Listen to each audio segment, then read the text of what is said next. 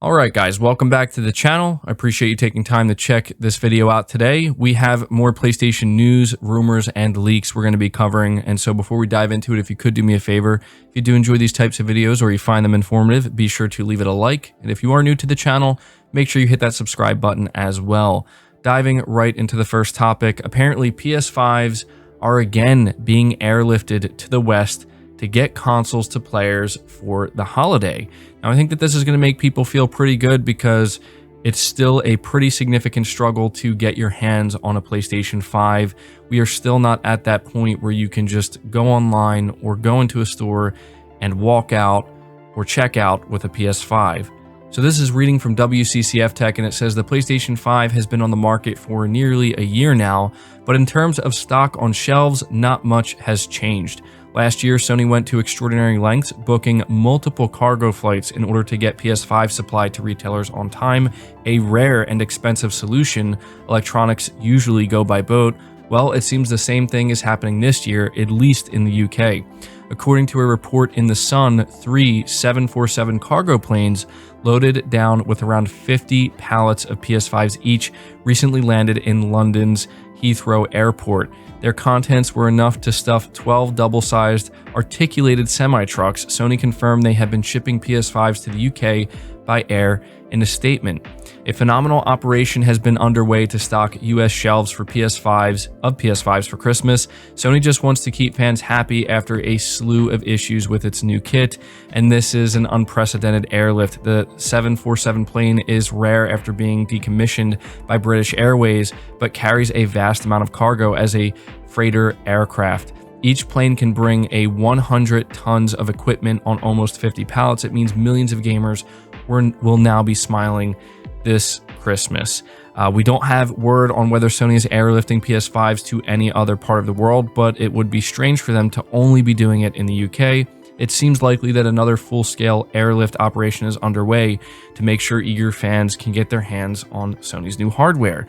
Now, just reading this, the way it's worded, I mean, it sounds so intense, but man, you gotta give Sony credit here for really going above and beyond to try to get these PS5s out. Now, it's not like they're just doing it for us, the fans and the consumer.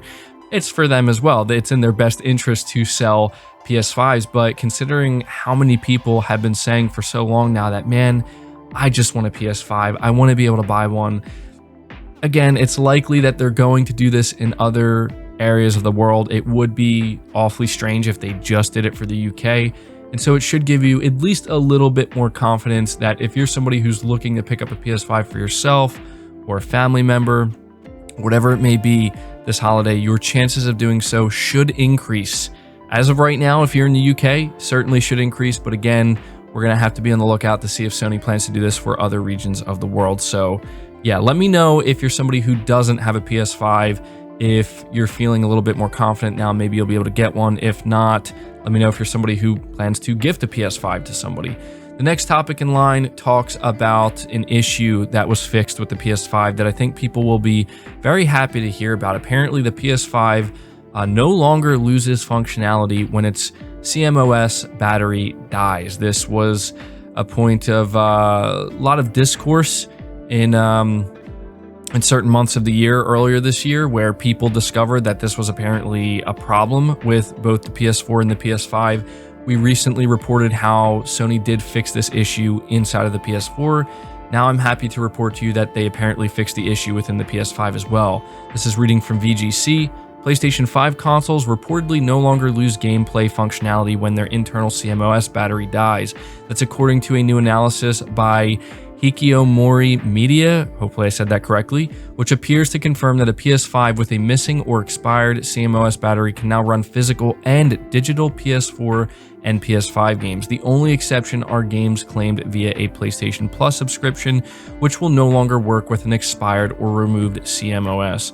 Previous tests suggested that the PlayStation 5 consoles would retain some game playing functionality after the CMOS battery died, but most physical PS5 discs and all digital games would no longer boot. The CMOS battery powers the PlayStation console's internal clock, and when players try to start a game on the console, it will compare the internal clock with the date and time on a remote server to make sure the player is verified to play them.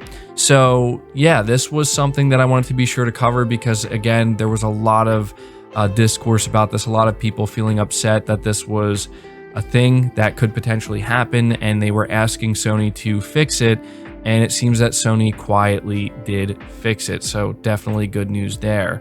Next up, continuing to talk about the PlayStation 5.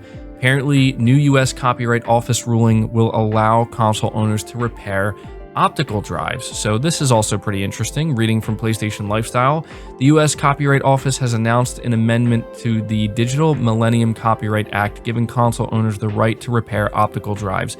The ruling follows a petition by iFixit and rights group Public Knowledge, who argued that companies like Sony and Microsoft do not offer adequate repair services and are increasingly making it difficult for console owners to repair their machines using third parties. iFixit also alleged that console manufacturers are marrying motherboards to optical drives to deter their repair, essentially forcing consumers to replace the entire console.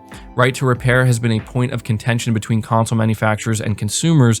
As pointed out by Games Industry, it was only last month that Microsoft pledged to expand its right to repair options after being pressured by shareholders who were concerned by federal and state authorities becoming increasingly involved in the ongoing debate. So yeah, I just again wanted to make note here to let you guys know about this. I don't know how significant this is to some of you, but it's definitely nice. Right now, we're gonna have to wait to see if Sony, basically kind of opens the floodgates here and just makes it so that they'll make it, hey, you can try to fix your console at home, right, with whatever may be wrong with it. We'll have to see if they end up doing something like that. But as of right now, if you do have a PlayStation console and the optical drive goes, you will have the right to repair that. And yeah, just something, again, that I think some people will be happy about. But moving along to the next topic, we're talking about GT7. This is reading from VGC. Sony Interactive Entertainment has released the latest in a series of Gran Turismo 7 developer diaries. In the behind-the-scenes video, Polyphony Digital CEO Kazunori Yamauchi discusses updates to the franchise's livery editor, which has been used to create several million liveries since its introduction in 2017's Gran Turismo Sport. Liveries have been applied to racing cars ever since the 1970s, he says. These liveries have become iconic, inextricably linked with people's memories of certain races. I believe that using the livery editor turns a car into a blank canvas, a medium of expression. It's essentially a place where players can express themselves. So our main goal for us in creating the new livery editor is to improve usability and the ease of use for the gamers. So there you go. We're continuing to get more and more updates on Gran Turismo 7. It's clearly a title that Sony is expecting to perform well, and it's a title that many PlayStation owners and fans are very much looking forward to, and the livery editor is obviously a big part of that. So there you go. That's the latest GT7 info I have for you. Moving on to the next topic, we're talking once again about Returnal, and this is some not so good news. We know that Returnal got a significant update recently, but it may be actually working against the developer at this point. So Housemarque recently introduced a suspend cycle feature to Returnal in response to requests for a save game option. However, rather than allowing players to save their progress in a traditional manner, suspend cycle only allows a single-use suspend point, which means that if you play a little bit and want to suspend the cycle again, your game will continue from the new point onwards. Players weren't having it though, and immediately set out to find a way to exploit suspend cycle and figure out how to save their progress. And it turns out you can. As pointed out by journalist Joseph Yaden, once you suspend your cycle and quit, you can upload your save data to the cloud. Should you die, just download the save file from your cloud storage and you'll start exactly where you last suspended. So, obviously this is something that Housemarque is not feeling very good about, because this is exactly what they wanted to avoid, and this is exactly why they said they didn't want to implement something like this. To be honest, I don't know that they're going to patch it. They might, and the reason why, they might, but I'm saying I don't think they will is because I don't know what they could do to get around this at this point. I'm almost wondering if they kind of expected this to happen. Maybe they just kind of figure, look, the game's been out for a while now, just leave it be. If this is how people want to get through the game, then I guess maybe they can. I don't know. To me, it's just like, why would you want to play the game that way? You know, if the game is not meant to be played that way and it's not meant to be enjoyed that way, it just feels like it's kind of cheating, right? Like, why would you want to do that? But hey, you know, maybe they'll just leave it. And I can't imagine that many people are going to go do this. I don't know. Maybe some people will, but it's disappointing. But you can let me know what you think of it. But that's going to do it for this video, guys. I hope you did enjoy it. I hope you did find it informative. Leave it a like if you did. Subscribe if you're new. Hit the bell notification icon. And feel free to share this video out on top of all that. But until next time, guys, take care.